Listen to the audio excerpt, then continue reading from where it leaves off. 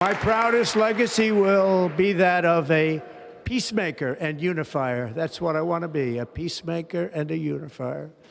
I'm pleased to say that as of yesterday, one day before I assumed office, the hostages in the Middle East are coming back home to their families. Donald Trump painting himself as the one who helped make a ceasefire between Israel and Hamas a reality, and that ceasefire appears to be holding.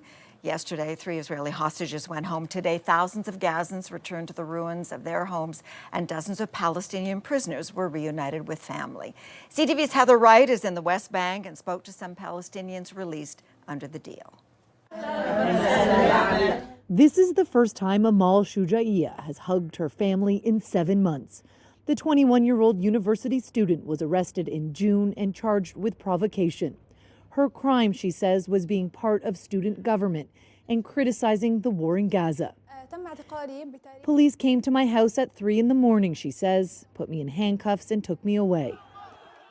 Amal is one of 90 Palestinians freed from jail today, part of the ceasefire deal between Israel and Hamas that will see Israeli hostages released in exchange for Palestinian prisoners.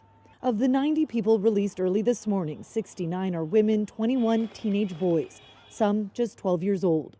Their release came hours after Romy Gonen, Doron Steinbrecher, and Emily Damari were freed after being abducted by Hamas 15 months ago. Some have criticized the lopsided exchange, with 33 hostages set to be released in the first phase of the truce in exchange for nearly 2,000 prisoners.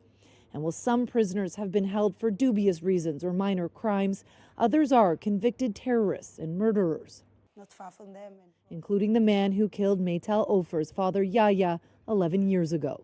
I cannot hug my father anymore. I cannot feel his strong hug.